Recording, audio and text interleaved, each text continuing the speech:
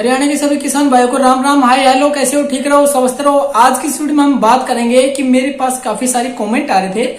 मैं आपके लिए एक छोटी सी वीडियो लेकर आया हूँ। मेरी फसल मेरे ब्यौरा की ने रबी की फसल, ठीक है, 22/2023 के अनुसार सरसों गेहूं की मुआवजा से रिलेटेड यदि आपने फॉर्म भरा है तो उसमें कौन कौन वेरीफाई करता है, ये मेरे पास काफी सारे कमेंट आ रहे थे। मैंने सोचा है कि फिर मैं आपको एक छोटी सी मोटिवेशनल वीडियो बनाकर आपको बता देता हूँ इसमें कौन कौन सा डिपार्टमेंट कब उसके किसके बाद वेरीफाई करता है। ठीक है, यहाँ पर हम बात करेंगे कंप्लीटली। ठीक है, सबसे पहले तो यदि आपने अपने फसल का ब्यौरा भर रखा है सिरसूर गेहूं के लिए 2022-23 के अनुसार रबी फसल के लिए मुआवजा से रिलेटेड, यहाँ पर हम बात कर रहे हैं मुआवजा से रिलेटेड। यदि गवर्नमेंट देगी मुआवजा तो सभी को मिलेगा मुआवजा। ठीक है, यहाँ पर हम बात करेंगे रबी फसल के लिए, यानी आपने मुआवजा क्षतिपूर्ति के लिए ऑनलाइन किया होगा मान लो 75 से 100% के बीच में, तो उसका ये मतलब नहीं मैं समझ रहा कि आपका 100% ही मुआवजा वेरीफाई होगा। ऐसा नहीं है इसमें। इन्हें वेरीफाई कौन कौन करता है, कौन कौन से डिपार्टमेंट करते हैं, कंप्लीट मैं आपको इसमें बताऊंगा किसके बाद में किसका नंबर आता है गाइज। तो गाइज मैंने एक छोटी सी न्यूज बना रही है, यानी मैं आपको बताऊंगा इस छोटी सी न्यूज के अनुसार रबी फसल किसान ने यदि आपने फॉर्म भर रखा है गेहूं फसल के लिए, चाहे आपने गेहूं मतलब सिरसों की फसल के लिए, मुआवजे से रिलेटेड कौन कौन वेरीफाई करता है। पहले तो आपने ऑनलाइन करवाया, उसके बाद में क्षतिपूर्ति ऑनलाइन फॉर्म भरा। ठीक है, उसके बाद में पटवारी ने वेरीफाई किया। ठीक है, पटवारी का मतलब यानी जो आपका जो पटवारी है, आपका जो भी गांव हल्का है उसमें आपका जो पटवारी होता है रेवेन्यू डिपार्टमेंट से रिलेटेड, वो आपका उसमें गिरदावरी जिसे हम बोल सकते हैं, वो आपका गिरदावरी करने के बाद में उसको वेरीफाई करता है। यानी आपने जो क्षतिपूर्ति पोर्टल पे दर्ज किया था उसके अनुसार आपका वो पटवारी वेरीफाई करता है। कितना परसेंट करेगा ये तो सिर्फ पटवारी ही को ही पता होता है, या फिर उसके असिस्टेंट को पता होता है कि वो कितना परसेंट मुआवजे से रिलेटेड वेरीफाई करता है। नेक्स्ट वाली बात करेंगे कानून गो, यानी पटवारी के बाद में कौन करता है आपका वेरीफाई, कानून गो, जिसे हम बोल सकते हैं गिरदावर। ठीक है, पटवारी से अगली जो पोस्ट होती है हाई लेवल की, जिसे हम बोल सकते हैं कानून को गिरदावर भी बोल सकते हैं, उसके बाद में वो वेरीफाई करेगा। वेरीफाई होने के बाद में वे दोनों मतलब ये डाटा यहाँ तक वेरीफाई हो जाते हैं।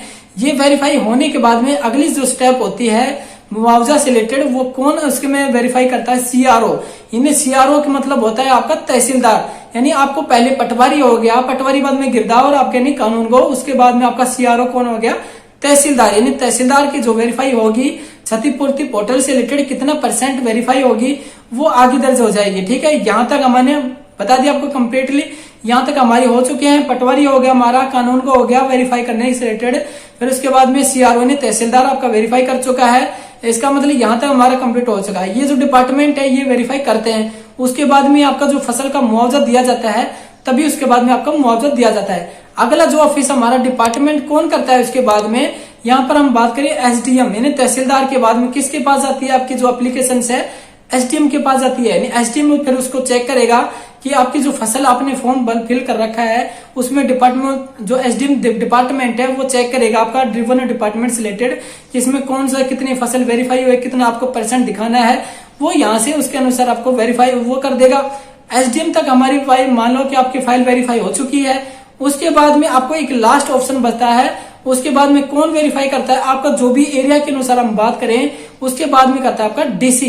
यानी उसके बाद में कौन करता है, एसडीएम के बाद में डीसी वेरीफाई करता है। यानी आपने जो फसल का मुआवजे से रिलेटेड फॉर्म भर रखा है डिपार्टमेंट के अनुसार हम बात कर रहे हैं।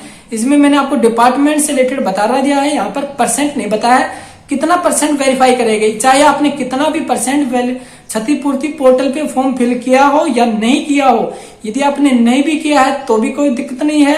यदि आपने फॉर्म फिल कर रखा है क्षतिपूर्ति पोर्टल से रिलेटेड, यानी जिस समय पोर्टल ओपन हुआ था क्षतिपूर्ति पोर्टल का, ठीक है, उसमें आपने कितना भी परसेंट दर्शाया हो फिर भी डिपार्टमेंट जो वेरीफाई करेगा वो ही माना जाएगा आपका। ऐसा नहीं है कि आपने मान लो मतलब 75 से 100% दिखा दिया, ऐसा नहीं होगा आपका। आपके सुनने अनुसार नहीं चलेगी। इसमें जो डिपार्टमेंट वेरीफाई करेगा वो ही मान्य होगा। वेरीफाई होने के बाद में ही मुआवजा यदि गवर्नमेंट यदि बजट पास करेगी तो ये आपको मुआवजा दिया जाएगा गाइज।